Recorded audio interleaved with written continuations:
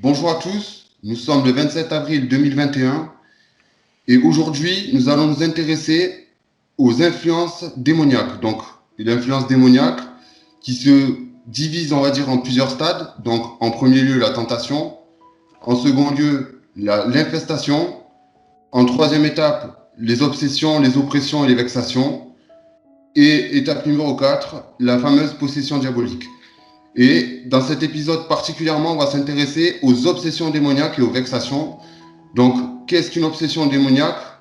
C'est une tentation, on va dire, une pensée obsédante dans laquelle le démon s'immisce dans la psychologie de l'homme et va alors appuyer, on va dire, sur sa psychologie pour qu'il puisse plus facilement tomber dans son piège.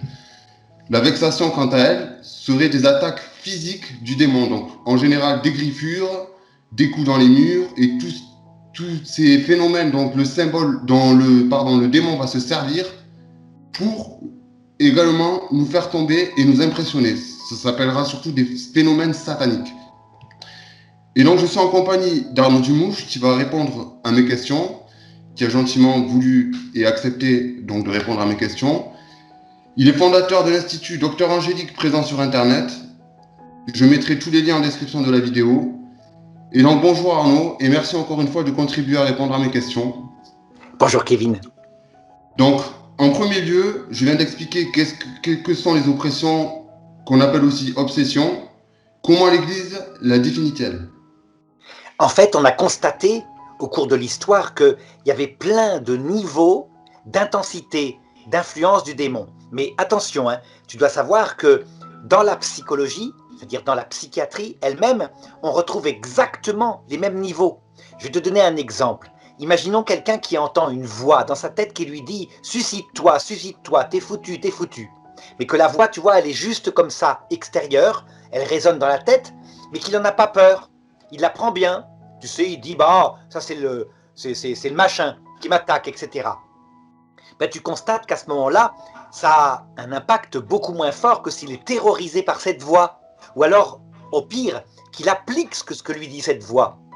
Il y a des gens qui entendent comme ça des voix et on leur apprend à vivre avec, tout simplement. Et le phénomène n'est pas toujours satanique. La cause est parfois psychiatrique. Tu vois, un petit peu comme, tu te rappelles le syndrome de Munchausen, quand on sort une insulte comme ça qui nous dépasse. Eh bien, ça peut être pareil, on entend dans sa tête des insultes. Alors évidemment, tout le travail du démonologue, ça va être de vérifier si vraiment c'est un phénomène du cerveau qui réagit, ou s'il n'y a pas un démon qui s'y cache, parce que, en fait, le démon, il ne crée rien. Il se sert de ce qu'il y a caché dans le psychisme humain, ça veut dire la vie sensible qui nous est commune avec les animaux, et il appuie dessus, simplement. Donc en fait, tous les noms que tu as donnés tout à l'heure sont des noms que nous expérimentons soit dans notre vie concrète, soit pour certains en psychiatrie, sauf que la cause n'est plus la nature, mais c'est le démon. Et tout va être dans le discernement de la cause, justement.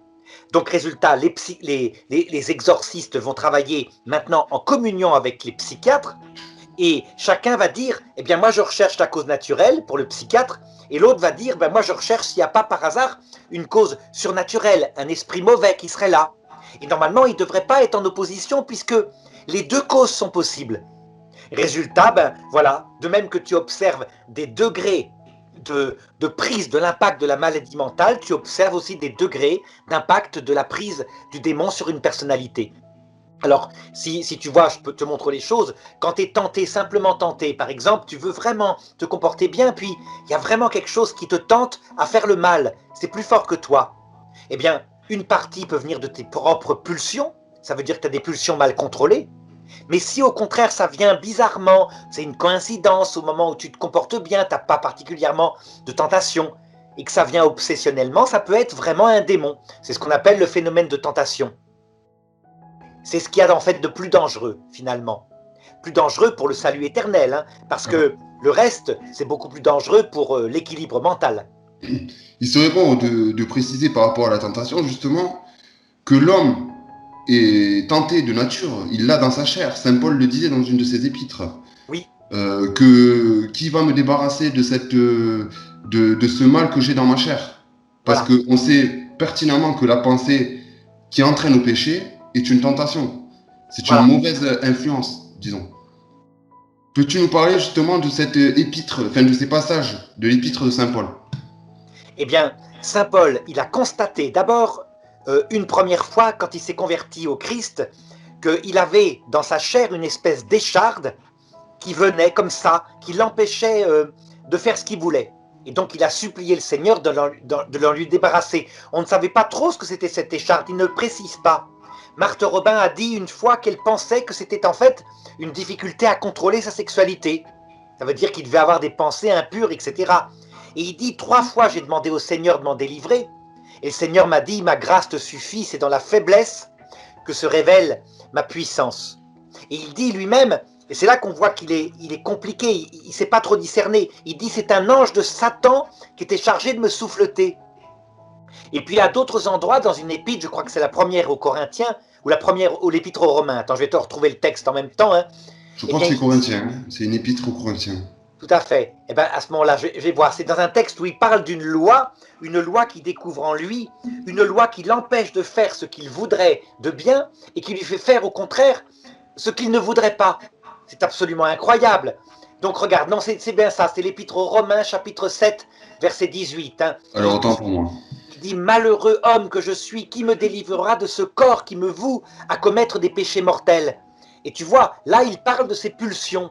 Ben, il est exactement comme nous maintenant. Ça veut dire qu'il a du mal à discerner ce qui vient de ses pulsions, de ce qu'on va appeler le foyer de péché que Dieu nous a mis en nous après le péché originel, tout simplement parce qu'il nous a retiré une grâce originelle qui harmonisait notre esprit avec notre sensibilité.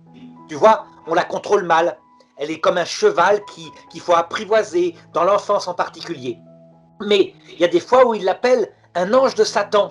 Ça veut dire que peut-être, il dit, il y a effectivement un démon qui vient.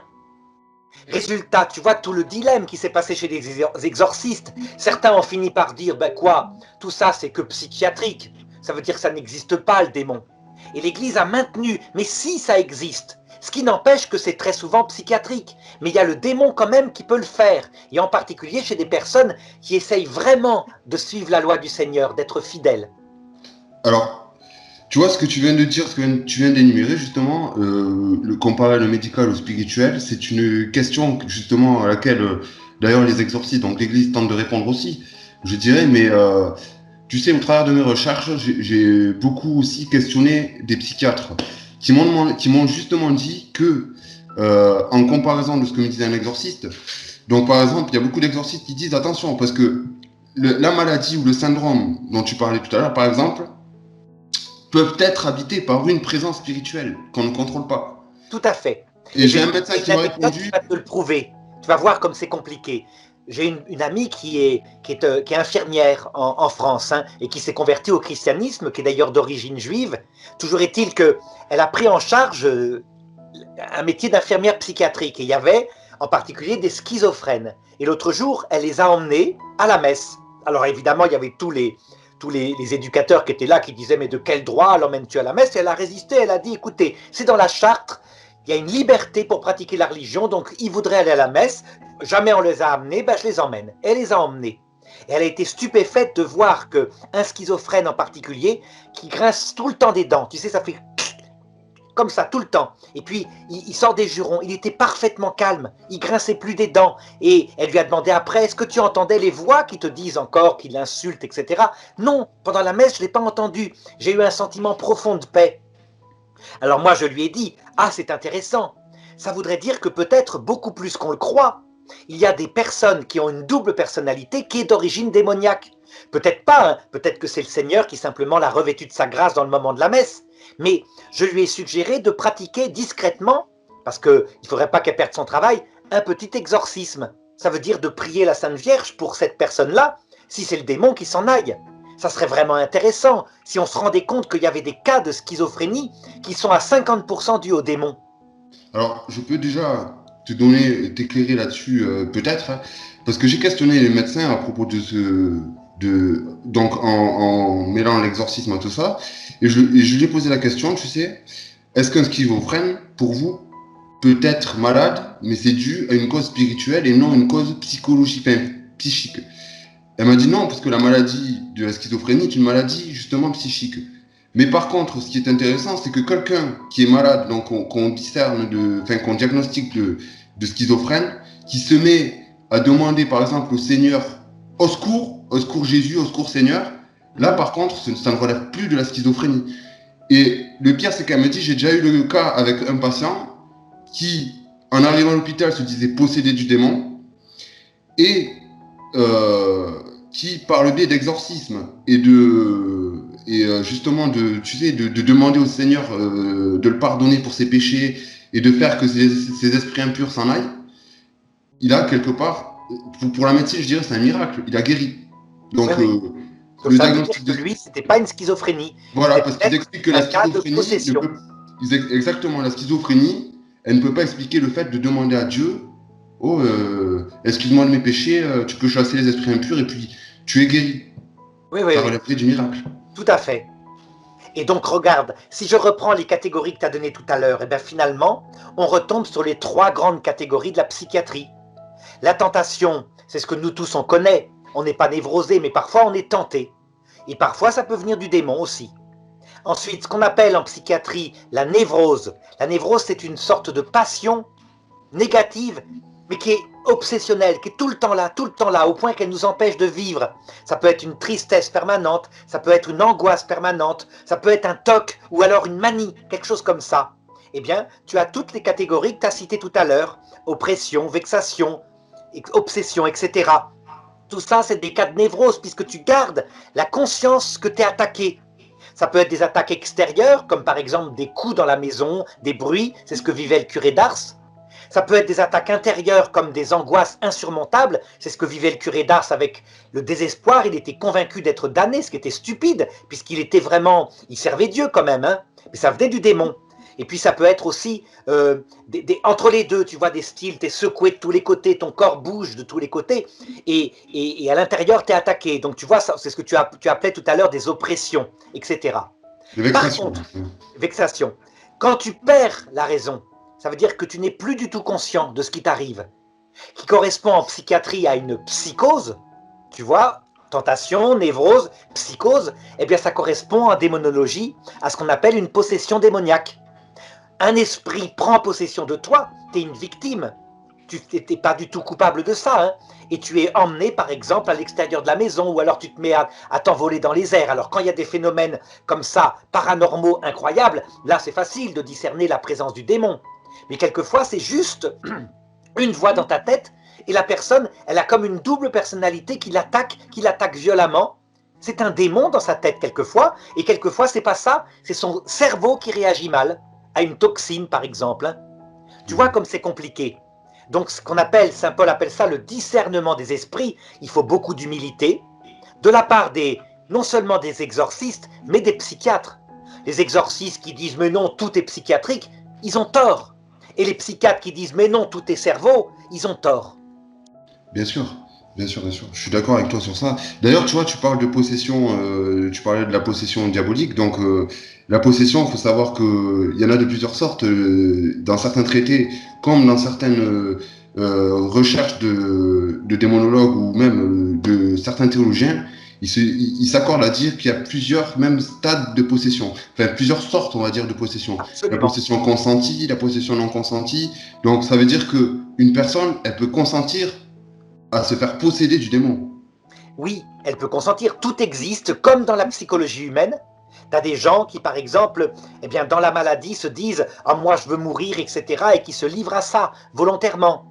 Tu as aussi, alors là, pour le coup, c'est quelque chose de particulier qui, pour le coup, n'est pas du tout une victime. C'est le sorcier.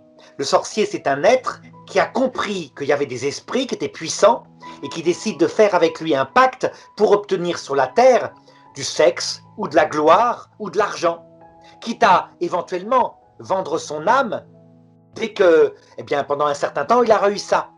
Donc tu vois, là, la grande différence entre les trois choses que je t'ai indiquées, où on a des victimes, et puis le sorcier, qui lui est volontaire. Alors, un sorcier maintenant, qui t'envoie un sort pour se venger, parce qu'il y a toutes les passions humaines là-dedans, hein. Donc on le voyait en Afrique particulièrement, hein.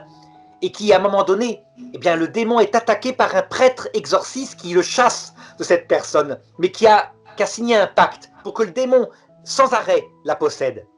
eh bien il peut très bien être contre-attaqué par le démon qui en a marre et qui veut qu'il détruise le pacte. Tu vois, dans ce cas-là, il est coupable. Il ne fait que récolter le fruit de sa propre perversité. Pourtant, Donc, quand un pacte est conclu entre un sorcier et un démon, il est souvent, parce que il y a beaucoup de gens qui assimilent, tu sais, ce que disait le Christ à Saint-Pierre, c'est-à-dire ce que tu lis sur terre sera lié dans les cieux, et ce que tu délies sur terre sera délié dans les cieux. Et beaucoup prennent ça aussi en démonologie pour, ben non, parce que regarde, on nous dit que si tu te lis avec le démon, tu te lis sur terre. oui, Mais ça peut pas être délié dans l'autre monde. Et c'est pour ça que certains exorcismes, notamment, tu sais, le père Amorce disait, à qui je salue la mémoire d'ailleurs, grand exorciste du Vatican, qui disait que il n'avait pas pu exorciser et sauver nombre de personnes qui avaient justement conclu un pacte avec Satan parce que ce pacte-là, ben, il était quelque part indestructible. Et pourtant, on sait tous que l'exorcisme, donc le fait de brandir des sacramentaux, le fait de prier pour l'âme du possédé, euh, ça n'aboutit pas toujours, quoi. alors il y a deux explications à ça. Premièrement, quand le sorcier obsessionnellement, volontairement ne détruit pas le pacte écrit sur un parchemin par exemple ou sur un papier, il l'a gardé quelque part, il ne veut pas le détruire. Dans ce cas-là, on ne va pas arriver à délivrer la personne qu'il a ensorcelée et il sera attaqué par le démon en vengeance qui veut partir, mais ça ne dure que sur la terre. Sur la terre, ça veut dire que quand le sorcier meurt de l'autre côté, la seule solution pour qu'il ne soit pas délivré du démon, parce que, évidemment, le Seigneur, il permet à toute personne qui se repent d'être délivrée, c'est qu'à ce moment-là, lucidement, volontairement, par un blasphème contre l'Esprit Saint, face à Lucifer qui lui apparaît à l'heure de la mort, il décide de mépriser le Christ et ils le suivent. Dans ce cas-là, on ne peut rien faire pour lui, c'est un péché contre l'Esprit Saint, il se damne volontairement. La prière du Christ lui-même ne peut rien. Le gars n'en a rien à fiche. Tu vois la différence entre ce qui se passe sur Terre, et qui est le temps de la Terre, quand un pacte est comme ça signé et que le sorcier ne le détruit pas, et ce qui concerne le salut éternel. Personne ne sera damné définitivement par un pacte, même quand il meurt et que le pacte reste signé sur Terre. Non, le pacte n'est plus valable de l'autre côté, et le Christ va tout faire pour le sauver, et il pourra être sauvé s'il se repent. D'accord, je te remercie de ta réponse. Du coup, il y a aussi les fameuses attaques physiques. Donc, alors là, il y a beaucoup de choses à dire dessus, parce que maintenant, on peut dire que la tentation poussée à un extrême, donc poussée, que ce soit volontaire ou non volontaire, donc spirituelle comme humain, on va dire, sans la cause de la maladie, elle devient une obsession démoniaque, donc une oppression. C'est oppressant parce que c'est une pensée qui ne quitte pas notre tête, notre psychologie, et sur laquelle le démon va s'immiscer, donc, pour justement nous faire tomber plus facilement. Je l'ai expliqué en début d'émission. Tout à fait. Par contre, la vexation, elle, moi, j'ai beaucoup lu dans les témoignages que, et notamment c'est Marthe Robin, tu me diras, peut-être je me trompe, hein, qui disait que il attaque physiquement sa victime quand il est vaincu, c'est-à-dire quand il n'a pas réussi à nous faire tomber dans notre esprit, dans notre âme. Oui. Qu'en Oui, penses-tu? tout à fait. Pourquoi? Parce que moins c'est intérieur, moins le démon a de pouvoir. Quand il attaque notre esprit parce qu'on est librement livré à sa volonté, il a un pouvoir énorme. Là, on l'écoute, on fait sa volonté, on se comporte mal, on se met à demander de l'argent, à écraser nos ennemis, à se venger en leur envoyant un sort, etc. Là, c'est le pire, c'est ce qu'on appelle les sorciers. Quand, par contre, il attaque notre psychologie intérieure, il nous angoisse, comme ça arrive, par exemple, en Afrique, je t'avais rappelé le cas de sorciers qui tenaient leur peuple complètement. Et quand une personne voulait échapper au sorcier, il disait « Tu ne m'échapperas pas, je t'envoie maintenant le démon machin, et là où tu es, tu mourras. » Et la personne effectivement mourait. Les missionnaires étaient là qui n'arrivaient pas à la sauver, parfois. Eh bien, tu vois, là l'attaque, elle est psychologique. C'est-à-dire que le gars n'arrive pas à s'en sortir, il est tellement terrorisé par le sorcier et par le démon qui vient en lui, qu'il est persuadé qu'il va mourir, il se laisse aller.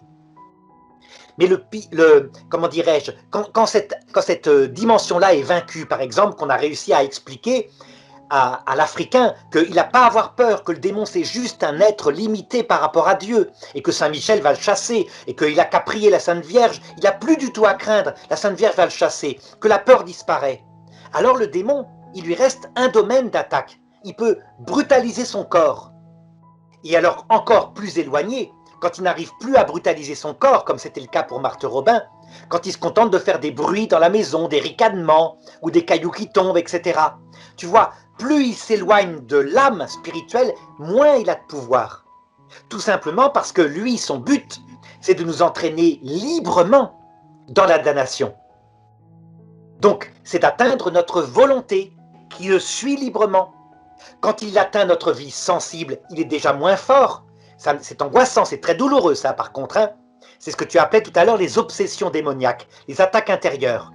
Lorsqu'il ne peut plus atteindre que notre corps, en le secouant dans tous les sens, comme Marthe Robin, au point que sa tête cogne contre les murs, etc. C'est ce qu'on appelle une vexation. Là, il a encore moins de pouvoir, c'est moins douloureux. Un peu comme ça, tu sais, si tu te cognes le petit doigt contre un meuble, c'est le petit doigt de pied, ça fait mal. Mais c'est moins douloureux qu'une angoisse. Une angoisse peut peut faire que tu te jettes sous un train tellement tu souffres. Quand tu te cognes le doigt de pied, ben, ça fait sauter en l'air, d'accord, mais c'est objectivable. Et puis par contre, quand c'est juste le mur de ta maison qui est fendu, ben, c'est encore moins douloureux, c'est le mur de la maison. C'est une plaie d'argent, disons. Hein. Voilà un petit peu les niveaux. D'accord, merci. Du coup, pour insister un peu sur le thème de la vexation, donc on a plusieurs symboliques, donc peut-être que tu répondras à cette question-là, peut-être que ce sont les mêmes. Moi, je me base surtout, tu sais, pour discerner sur ce que me dit la Sainte Église. Donc, on a souvent, par exemple, des griffures, des coups dans les murs, qui sont discernés au nombre de 3. Alors, je vais expliquer pourquoi, parce que on pense, nous, démonologues, que c'est anti-trinitaire, c'est-à-dire qu'il se sert du symbolisme de notre foi. Donc, par exemple, je vais donner un exemple. Hein, quelqu'un qui se réveille spontanément après un cauchemar à 3 heures du matin, donc qui serait potentiellement attaqué par le démon, donc dans son esprit, dans un songe, par un songe. Il se réveille en général, les témoignages disent entre 3 heures, 3 heures et demie.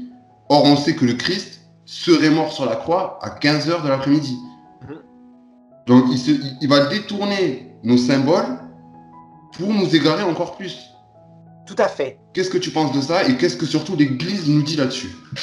En fait, le démon est fortement jaloux de tout ce qu'est le Christ et donc des symboles que le Christ utilise. Donc dès qu'il peut retourner ce que le Christ fait et s'en servir pour avoir la même puissance que lui, il essaye. Donc résultat, tu remarqueras déjà que les symboles dans la Bible ont toujours un sens ambivalent. Par exemple, l'eau signifie la vie qui nous ressuscite, mais aussi la mort qui nous noie. Par exemple, l'eau du déluge. Eh bien le démon va essayer de récupérer tous les symboles. L'un des plus forts qu'il a récupéré, c'est le nom de Lucifer. Tu sais que les protestants évangéliques, ils ricanent des catholiques en disant « Ah, vous adorez Lucifer !» Mais c'est parce qu'il manque de culture. Lucifer, c'est le nom du Christ. Le seul porte-lumière, c'est le Christ. Et donc dans la traduction latine par saint Jérôme, 3 fois de suite, le Christ porte le nom du porte-lumière, Lucifer. Il y a une seule fois où c'est le démon qui est appelé Lucifer, c'est à l'occasion d'une image du démon qui est Nabuchodonosor, donc un empereur qui était tombé de haut, etc.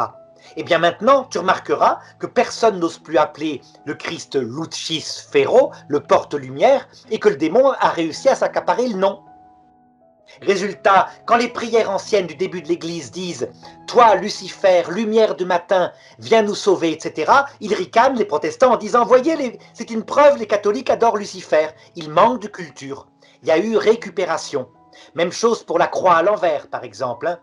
La croix du Christ, elle est à l'endroit, mais la croix à l'envers, c'est simplement la croix de Saint-Pierre. Le Christ a été crucifié, Saint-Pierre, pardon, a eu peur d'être crucifié comme le Christ, il s'estimait indigne, et donc il a été crucifié à l'envers.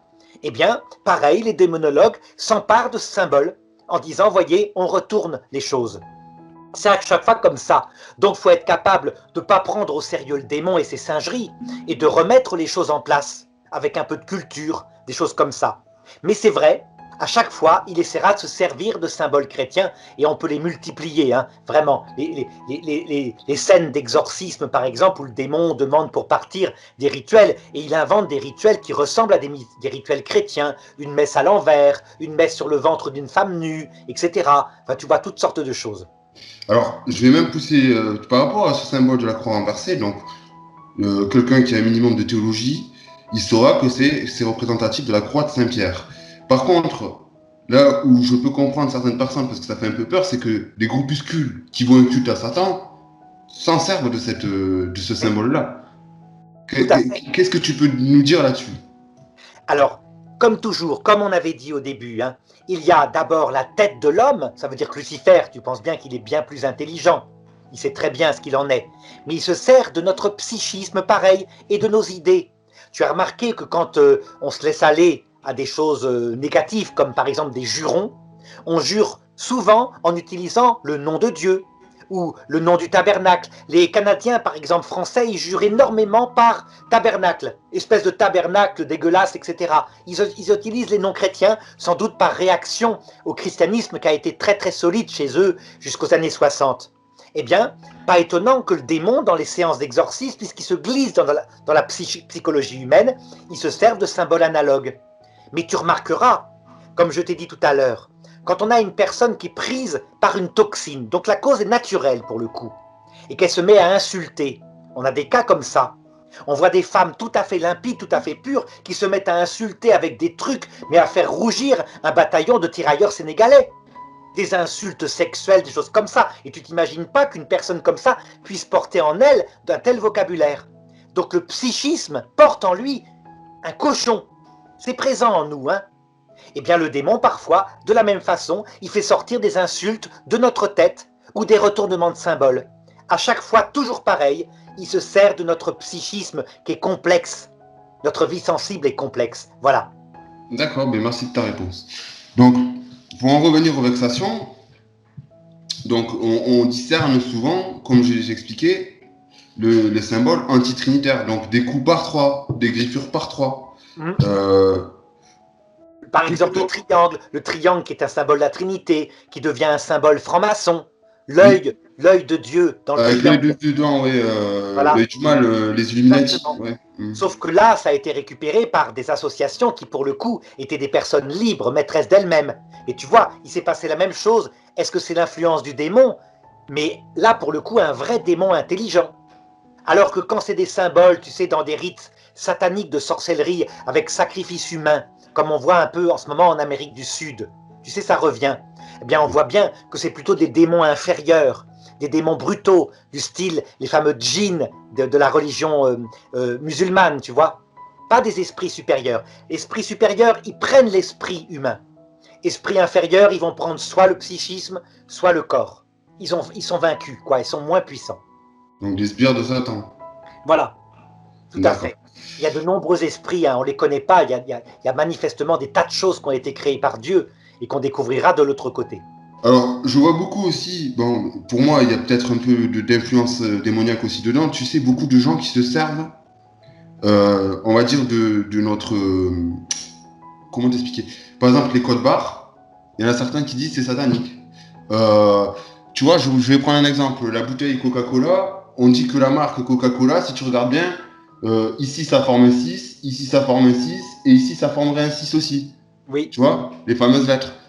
Donc, déjà, il faut discerner le symbole 666 qui est la marque de la bête, qui nous est aussi rapporté dans la révélation de Saint Jean, donc l'Apocalypse.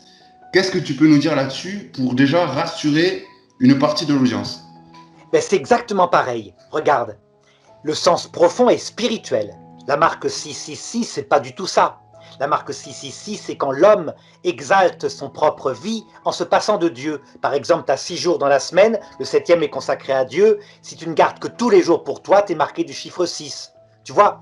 Et 666, ça veut dire la perfection d'un homme qui se passerait de Dieu. C'est ce qui se passera en enfer et dans le dernier antéchrist sur terre. Donc tu vois, toujours pareil, quand on est spirituel, on comprend le sens spirituel. Mais, comme je t'ai dit, les démons se servent aussi des êtres, des humains qui sont charnels. Et donc certains humains charnels, pas très intelligents, vont aller regarder partout où il y a le chiffre qui apparaît matériellement. Moi j'ai connu, hein, t'as pas connu ça, t'étais sans doute pas né, quand il y avait le Minitel 3615, c'était exactement la même chose. Et moi je leur disais, mais c'est absurde, le Minitel, si vous allez sur le Minitel pornographique, ben là évidemment, vous vous servez de la marque de la bête. Mais si vous allez sur le Minitel consulter la SNCF, c'est très bien. Pareil pour Internet, www, tu sais, ça veut dire 3 fois 6, certains y voient le démon. Donc voilà, c'est des gens charnels qui en fait sont manipulés par leur propre imaginaire et le démon s'y mêle en ricanant, en se foutant d'eux, évidemment. Un instrument quelconque, comme du Coca-Cola, qui est une boisson, ben, comment veux-tu qu'il y ait dessus le chiffre de la bête? Si tu t'en sers comme boisson, ça n'a pas d'importance. Bien Tu sûr, comprends? bien Même sûr. chose pour Internet. Donc il faut toujours essayer de se spiritualiser pour comprendre que les vrais symboles donnés par Dieu sont d'abord spirituels. Sont un sens qui est le salut ou la perte de notre âme. Et que le démon après s'amuse en fonction de notre bêtise ou pas, eh ben, de leur donner un sens absurde. Je vais te donner un exemple qui est très très présent sur Internet actuellement. Tu as une personne qui, mais ça date d'il y a bien plus longtemps, tu sais, il y a des prophéties qui disent qu'il faut absolument se créer un refuge parce qu'il va y avoir des événements catastrophiques, etc. Il y a une personne sur Internet qui s'est mise depuis quelque temps à demander de l'argent, il lui faut 250 000 euros pour se créer un refuge sous terre avec des boîtes de conserve. Et elle va s'y mettre peut-être avec, je ne sais pas, d'autres femmes qui la suivent. Ben tu vois, c'est absurde. Il y a 15 ans de ça, j'ai déjà connu quelqu'un qui a fait la même chose. Je lui ai dit, mais tu te trompes, le refuge dans l'épreuve, c'est quoi? C'est le cœur de la Vierge Marie, c'est ta prière qui fait que tu es toujours maintenu dans l'humilité, l'amour de Dieu, dans l'obéissance à l'Église. Il m'a pas écouté, et ça fait 15 ans que j'ai plus de nouvelles. Alors peut-être qu'il est dans son refuge, donc dans son terrier sous terre, mais tu vois, quelle vie gâchée, à cause d'une incompréhension. Et il n'y a rien à faire, ces gens-là n'écoutent pas en général, et puis du coup, ils abîment leur vie. Et puis, je viens de te dire, il y a d'autres, on va dire, mouvances religieuses qui vont se servir des textes de l'Apocalypse. Donc, par exemple, chez les musulmans, Aïssa, qui est le Christ dans notre sainte religion, et qui nous disent que oui, le Christ va revenir, mais il va briser sa croix, et alors tous ceux qui seront sauvés deviendront musulmans. Qu'est-ce que tu vas dire là-dessus? Alors ça, c'est leur foi, hein. C'est leur foi intime. Pour le coup, l'islam, ça serait toute une question pour savoir d'où il vient. Mais simplement, pour te dire, l'islam, pour nous chrétiens, ne peut pas venir de Dieu parce qu'il nie la divinité du Christ. Certains ont donc dit c'est qu'il vient du démon. Moi, je crois plus simplement qu'il vient de l'homme. Comme d'ailleurs Ismaël, qui est son symbole biblique. Tu te rappelles qu'Abraham a eu deux fils, et non pas un, et que les deux fils ont reçu une promesse d'une descendance. Ismaël, le fils de la femme esclave, qui s'appelait Agar, que Abraham a conçu sans en parler à Dieu. Et les musulmans se revendiquent comme successeurs d'Ismaël. Ben, sans doute c'est vrai, et tu remarqueras que Ismaël, après coup, Dieu l'a béni. Pourquoi il l'a béni? Tout simplement parce que la vraie alliance est avec Isaac, donc le fils de sa femme libre, symbole du christianisme, qui a été conçu le jour d'une apparition de la Trinité, donc il vient vraiment de Dieu. Mais le problème, quand tu comprends un petit peu ce que c'est qu'un être humain, même quand il est dans la Sainte Alliance qui s'appelle la religion de l'amour, quand cette Sainte Alliance est trop puissante, qu'est-ce que font les hommes qui sont dedans? Ben, ils s'enorgueillissent, ils construisent une tour de Babel, et donc on peut transformer le christianisme lui-même en une religion de perdition quand on y met son orgueil. Résultat, qu'est-ce que fait Dieu depuis toujours? Il l'a fait à la tour de Babel. Ben, il crée plusieurs religions. Voilà pourquoi le pape François a dit c'est une sage volonté de Dieu qu'il y ait plusieurs religions. Alors certains intégristes ont dit quoi? Mais le pape François est intégriste. Mais non, il n'est pas intégriste. Ça ne veut pas dire c'est une sage volonté de Dieu qu'il y ait plusieurs religions pour l'éternité. C'est juste le temps de la terre pour nous apprendre l'humilité, dont Dieu peut se servir de plein de choses comme ça. Et tu vois, ça permet d'avoir un regard surnaturel et paisible sur ce qui se passe. La division de l'Église, l'islam qui a conquis tout l'Orient qui était chrétien. Dieu peut nous livrer vraiment à la servitude d'une religion de soumission à Dieu si nous ne sommes pas fidèles à notre liberté d'enfant de Dieu. Quant à l'autre monde, quand ils disent « le Christ reviendra, il brisera la croix », en réalité, c'est pas ce qui se passera. Quand le Christ reviendra, il brisera la croix en ce sens que nous n'aurons plus à passer par la souffrance. Il nous introduira dans la vie éternelle. Mais il enseignera aux musulmans qu'il est vraiment Dieu, qui s'est fait homme. Et les musulmans le verront. Et là, ils pourront devenir chrétiens. Donc tu vois, c'est une bonne nouvelle que nous on annonce. Je dirais quelque part, donc chez eux, il y a un peu de négation, parce qu'il réfute le fait que le Christ ait été crucifié, mais il va quand même briser sa croix. Donc c'est un peu de... Oui, parce qu'ils disent la croix est une invention des chrétiens, et donc il brisera cette invention des chrétiens. Donc non, ils sont logiques là-dessus. Il là-dessus. dit texto dans la Bible que celui qui veut me suivre porte sa croix. Absolument. Alors, c'est là où il y a des difficultés. Certains musulmans comme par exemple Karil Ananifi a eu des gros ennuis parce qu'il dit, bon, moi, je vois que les textes bibliques ne sont pas falsifiés. Et donc il dit, ben, écoutez, je crois qu'on exagère quand il dit qu'il n'a pas été crucifié puisque c'est raconté 4 fois. Et résultat, il a des menaces de mort par d'autres musulmans qui disent, mais non, le dogme dit bien que la croix a été inventée par les chrétiens, donc que la Bible est falsifiée. Tu vois, c'est compliqué dans l'islam. Il y a beaucoup de conflits intellectuels qui ne sont pas faciles en ce moment. Après, pour répondre à la question, je pense qu'il faut voir l'avis du prophète Mohammed. Voilà, Mohammed qui a sans doute été un jeune qui a réfléchi à la religion et qui a inventé quelque chose d'humain, qui est sorti de sa propre imagination, donc quelque chose qui lui correspond, avec à un moment donné, ben, quand tu es attaqué et que tu tiens ton ennemi dans tes mains, ben, il réagit humainement. L'ennemi, là, tu te venges. Ah y est, mon petit lapin, tu m'as fait ça, je me venge. Tu vois, c'est une réaction humaine. Alors que le Christ, lui, on voit bien qu'il est Dieu, parce que ceux qui l'ont tué, il veut les sauver. Il ne se vengera pas si ce n'est en leur proposant le salut. Ils ne se damneront que ceux qui mépriseront son salut. Une fois que tu as ça en tête, ben tu vois bien. Alors est-ce que le démon avait un rôle là-dedans? Peut-être que Dieu avait un rôle simplement. Mais alors, dans ce cas-là, je vais aller plus loin pour te dire, regarde comment ils ont quand même essayé, je parle du prophète et de ses adeptes, de islamiser, on va dire, les trois quarts du monde. Ils sont quand même montés jusqu'à Poitiers en France. Ils ont quand même conquis un grand royaume en soumettant les gens à un choix, les juifs comme les chrétiens d'ailleurs, soit comment tu dis, vous vous convertissez, soit on vous égorge, quoi. Alors ils n'ont pas tout le temps égorgé, ils ont aussi converti en profitant de la faiblesse par où passe le christianisme, qui est une religion de liberté de temps en temps, et en disant, si vous vous convertissez à l'islam, vous pourrez être fonctionnaire, vous pourrez avoir un vrai poste extraordinaire, etc. Donc la loi de la dimitude, qui fait des chrétiens et des juifs des sous-citoyens, leur a servi aussi. Eh bien, je dirais que cette puissance que Dieu donne à l'islam, c'est annoncé dans l'Écriture. Regarde, je vais te citer le texte exactement. Comme quoi, il faut être vraiment, encore une fois, capable de discerner. Tu vois, de ne pas tout attribuer au démon. Non, attention, je te pose la question justement pour essayer de, moi aussi de mon côté, de pouvoir discerner comme les gens qui regarderont cette vidéo. Tout à Mais ce que fait. je veux te dire, c'est que le Christ nous avait dit, à nous, du moins, quiconque prendra l'épée périra par l'épée. Oui, et ils périssent par l'épée, très souvent. Mais parfois, nous, on a été obligés de prendre l'épée, ne serait-ce que parce qu'on était attaqué par l'épée. Alors on a péri en le faisant, c'est le cas des croisés, mais il fallait bien le faire. Et regarde la prophétie sur l'islam, je pense, hein, Genèse chapitre 17, verset 20. En faveur d'Ismaël, donc le fils de la servante, je t'ai entendu aussi, Abraham, c'est Dieu qui parle à Abraham, hein. Je le bénis, je le rendrai fécond, je le ferai croître beaucoup, et il engendrera 12 princes, et je ferai de lui une grande nation.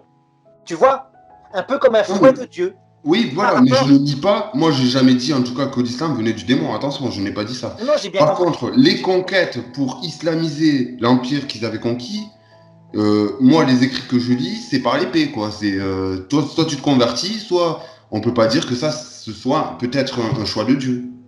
Eh bien, en fait, il est annoncé dans l'Écriture que Ismaël est un peuple guerrier, il a un arc. Ça veut dire que ça peut être provisoirement, comme je t'ai dit, une sage volonté de Dieu, parce que de cette façon-là, le christianisme est fouetté quand il se livre à un excès dans sa liberté. Tu vois, c'est un peu ce qu'on voit actuellement avec l'Europe. On se dit, mais quand même, on est complètement fou. On a l'histoire qui nous rappelle qu'à chaque fois que l'islam est arrivé sur une terre chrétienne, il a fini par s'imposer à lui, et on oublie complètement cette histoire, et tu vois les hommes politiques qui font rentrer par milliers, par centaines de milliers des musulmans en Europe, qui commencent à nous mettre des attentats. Eh bien, il y a un regard là-dessus. C'est un regard sur la bêtise humaine, évidemment, mais un regard aussi sur le fait que Dieu, tu crois qu'il allait laisser notre civilisation comme ça, créer un petit paradis sur Terre fondé sur l'avortement d'un enfant sur 4, sur les vieillards qui sont laissés mourir tout seuls? Quand on abuse de la liberté, il peut y avoir ce fouet de Dieu. Vraiment. Non, mais je dis pas le contraire. Mais après, là, tu me parles de l'islam radical, ça c'est tout à fait autre chose. En lisant le Coran, je ne vois pas ce que eux nous disent. Enfin, le radicalisme, ouais, c'est. Tu dis le Coran, il n'y a rien de ce que prêchent les radicalistes. Dans le Coran, il n'y a rien du tout. Si, si, le Coran est un livre de guerre. Et ça, c'est très Oui, mais clair. Alors dans ce cas-là, il serait facile de détourner les paroles des Saintes Écritures. C'est un peu ce que certains chrétiens, on va dire un peu, je sais pas comment te dire, voilà, Jean Calvin, il a détourné des textes pour dire que les chrétiens n'ont pas la liberté, enfin, que le libre arbitre n'existe pas.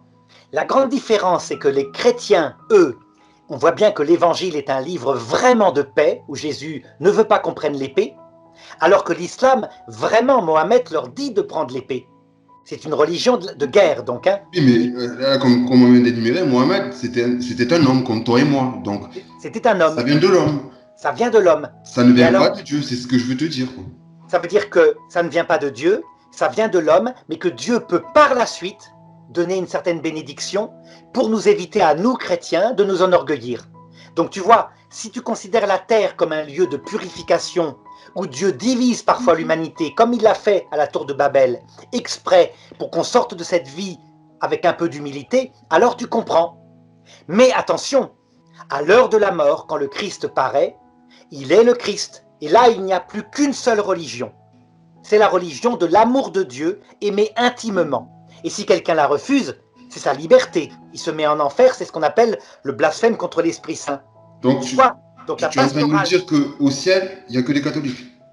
au ciel, il n'y a que des catholiques, mais pas comme sur terre. Hein. Pas comme sur terre, c'est-à-dire des gens qui iraient à la messe, ça c'est terminé. Des catholiques dans le sens de ce que Dieu appelle le catholicisme, c'est-à-dire un amour intime, dans le cœur à cœur, et la vision face à face de la Trinité avec nos frères. Les valeurs du ciel sont donc l'humilité, l'amour de Dieu, l'amour du prochain. Voilà, c'est le catholicisme dans son fond. Et donc, résultat, l'islam, où on se veut serviteur de Dieu, on dit qu'il est impossible de l'aimer comme un ami, l'islam disparaît au profit de cette chose-là qui leur est proposée. Et ils deviennent de serviteurs qu'ils étaient, quand ils se convertissent, ils deviennent amis. Tu comprends? Oui, oui, bien sûr. Donc, c'est ce que nous dit Nostra Aetate. C'est ce que nous dit Nostra Aetate. Et Voilà. alors, pour terminer, tu vois, par rapport à ça, je vais te lire le texte de Genèse chapitre 17, 21 sur la prophétie concernant Isaac, donc le christianisme. Mais mon alliance sainte, je l'établirai avec Isaac, le fils que va t'enfanter Sarah, ta femme, ton épouse, l'an prochain à cette saison. Et il apparaît, quand il dit ça, sous forme de la Trinité. Tu vois, donc on a vraiment dans l'Écriture des annonces de la pastorale mystérieuse de Dieu qui peut permettre plusieurs religions, comme le dit Nostra Aetate, en sachant que la seule vraie, ultime, éternelle, ce sera la religion de son Christ, Dieu fait homme, mais qu'il n'empêche qu'il se sert des autres religions qui ne donnent pas le salut pour le moment, parce que d'une façon ou d'une autre, de toute façon, elles préparent quelque chose. Oui, oui, Nostra Aetate nous dit bien que dans l'islam, dans le judaïsme, comme dans certains paganismes, des rayons de lumière de vérité sont disséminés un peu dans toutes les religions. Voilà. Mais qui ne sauvent pas. Aucune ne sauve, mais elles préparent au salut. Elles préparent par un élément ou par un autre. Par exemple, un musulman honnête, il va se dire « Oui, moi je crois en la vie après la mort, j'essaye de me comporter justement ». Pour ce qui concerne un djihadiste, c'est-à-dire les musulmans pervertis qui, eux, prennent, comme tu disais, le texte en ne gardant que les versets violents, ils périssent par l'épée et donc ils sont sauvés par contrariété avec l'apparition du Christ qui, lui, est amour. Un peu comme je te parlais l'autre jour des anciennes sorcelleries, des anciennes religions du démon qui étaient tellement esclavagisantes que les pauvres hommes qui en faisaient partie, quand ils voyaient le Christ, ils renonçaient au démon. Oui, ça, je suis d'accord avec toi. Ouais. Voilà. Et donc, pour terminer sur les vexations, j'aimerais que tu nous parles justement du cas de Marthe Robin, de la vénérable Marthe Robin. Alors, elle a été, on le sait, hein, regarde le père Conrad de Mester, il a écrit un livre que j'ai lu les quelques premières pages. Ça m'a vite, tu sais, ça m'est vite, comme on dit, la moutarde m'est vite montée au nez. Alors que une enquête a été établie, que le Vatican, ont décrété que il n'y avait rien de faux dans ce que, et ni de, on va dire, d'hérétique dans les écrits de Marthe Robin déjà. Voilà. Par contre, vénérable. Elle est déjà vénérable. Elle n'est pas encore béatifiée. Là où je veux en venir, c'est-à-dire, elle a été carrément victime de vexation. Donc, elle a été secouée dans tous les sens, elle a été griffée, giflée, tout ce qu'on veut, par le démon. Et quand le père Finet, je crois, l'a découverte au sol avant de mourir, elle s'est adressée à lui en lui disant, il m'a tué. Voilà. Donc, est-ce que le démon peut tuer quelqu'un? C'est la grande question. Alors un théologien qui m'avait donné ma formation me disait mais non, il ne pensait pas que le démon pouvait tuer quelqu'un. Et moi j'avais toujours réfléchi à ce qu'il me disait et en regardant la Bible, je me suis aperçu qu'il se trompait. Il y a 2 cas où le démon tue.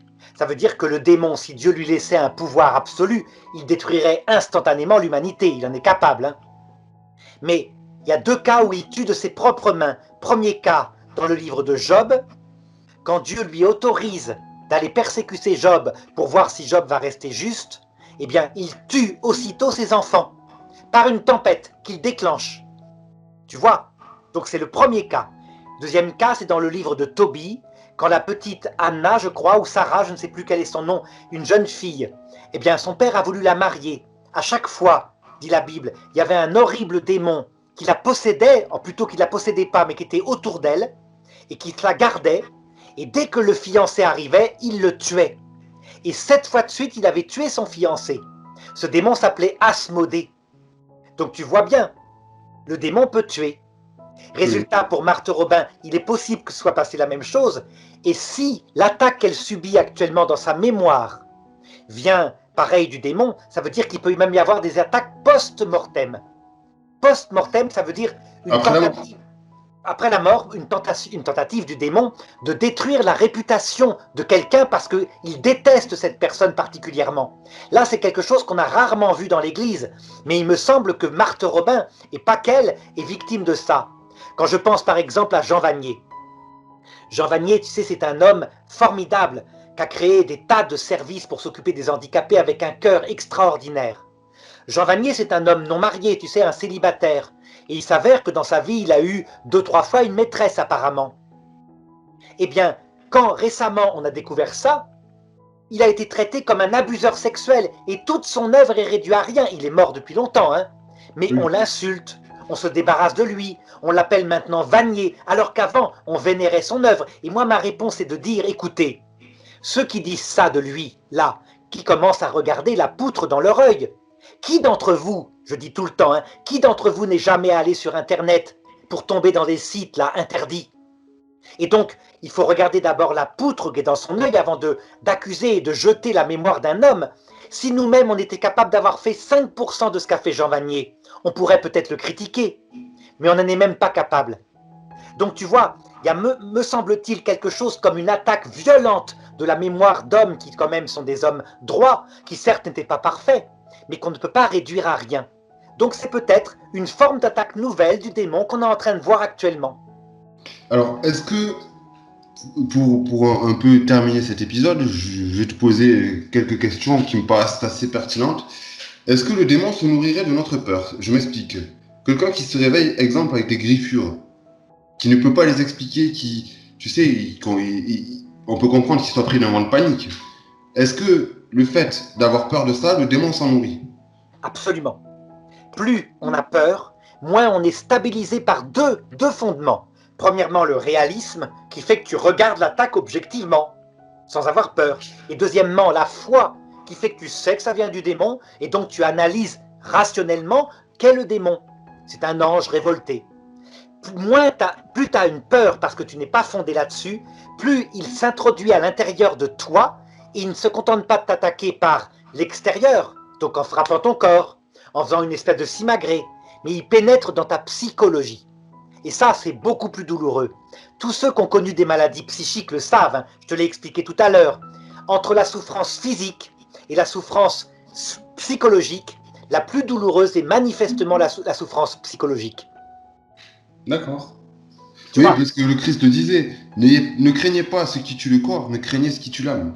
absolument. Alors quand il s'attaque qu'au psychisme, évidemment, il ne va pas très loin encore, mais il terrorise. Donc je vais te raconter une histoire pour l'illustrer. Tu vois, j'avais eu une fois des petites élèves qui étaient en classe de 4e en Belgique, hein, ça doit correspondre à peu près à la 4e en France, et je leur avais expliqué ce que c'était que le spiritisme, et je leur disais, attention, ne le pratiquez pas, c'est dangereux, on fait venir un ennemi. Et puis évidemment, tu les connais, hein. Donc voilà, il y avait eu une soirée un soir, elles étaient venues comme ça, cette soirée, et elles avaient fait une petite séance de spiritisme pour s'amuser.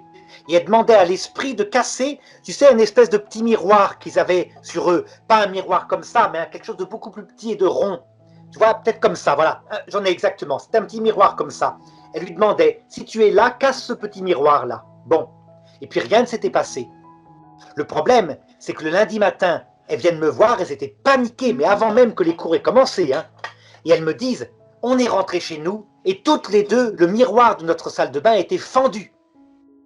Elles étaient paniquées. Elles sentaient des mains froides dans leur dos, des présences. Mais vraiment, tu ne peux pas imaginer la panique. Donc moi, immédiatement, je leur ai dit, écoutez, vous avez été imprudents, vous avez certainement fait venir ce qu'on appelle un djinn, ça veut dire un espèce d'esprit du style les oncles de Casper le fantôme, et donc ils s'amusent à vous faire peur. Donc, plus de panique, n'ayez pas peur. Je suis allé chercher 2 médailles miraculeuses que j'avais dans mon tiroir, je leur ai donné, et je leur ai dit, voilà, vous priez tous les jours la Vierge Marie, mais vraiment dans votre cœur, et puis vous verrez, ça va disparaître. Et puis à l'occasion, vous irez vous confesser aussi, en disant, on a fait une bêtise, une imprudence. Il n'y a plus jamais eu de phénomène. Mais t'imagines, si je n'avais été pas là pour les rassurer, pour leur dire mais c'est pas grave, c'est rien qu'un démon, et on le chasse immédiatement. On prie la Vierge Marie pour ça, elle est d'une puissance infiniment plus grande qu'eux, puisqu'elle a la puissance de Dieu avec elle, eh bien la peur les aurait dominées et elles auraient pu devenir folles. On a vu au 19e siècle des jeunes femmes en particulier qui finissaient en hôpital psychiatrique parce que, ayant fait une séance de spiritisme, personne ne les avait rassurés après. Donc les mains froides dans le dos, t'imagines? L'horreur. Ce sont les djinns, des esprits mauvais qui s'attaquent au psychisme. D'accord. Et donc, ma dernière question serait, pourquoi Dieu, justement, permet aux démons de nous attaquer physiquement et pas que spirituellement? Parce que, justement, c'est plus porté sur le spirituel, là où ça devient dangereux, on va dire. Et donc, pourquoi Dieu lui permet-il plus de nous attaquer physiquement? Donc, les griffures, les coups dans les portes, les phénomènes de poltergeist et un peu qui cherchent à impressionner, quoi. Et pourquoi les attaques spirituelles sont un peu moins répandues, on va dire, bien qu'elles le soient? Eh bien, détrompe-toi. Les attaques spirituelles sont moins visibles, mais elles sont d'une puissance actuellement au point qu'elles dominent l'Europe occidentale. Vraiment. Ça veut dire que les idéologies, tu te demandes d'où elles viennent, tu sais, ces espèces d'idéologies monstrueuses là, du style 1830, arriver à croire que la loi de l'argent dans l'entreprise suffit et qu'on peut donc payer rien du tout des ouvriers, les maintenir dans la misère pour faire de l'argent. Puis tu as eu ensuite le communisme, 100 millions de morts. Tu as eu ensuite l'exaltation de la patrie au-dessus de tout. C'est avec le nazisme, c'est à peu près 100 millions de morts aussi.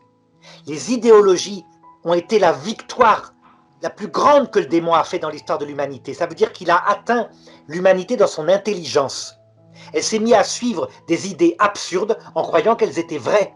Et dès qu'elles avaient produit leurs fruits de mort, eh bien, une autre idée absurde venait. Actuellement, regarde à quel point les idéologies dominent l'Occident. Tu vois, tu te rends compte, il faut quand même en tenir une couche. Des gens qui t'affirment avec une espèce d'autorité au point que tu peux perdre ton travail si tu n'es pas d'accord avec eux, qu'il n'y a pas de différence du tout entre les hommes et les femmes, que c'est juste culturel. Tu vois?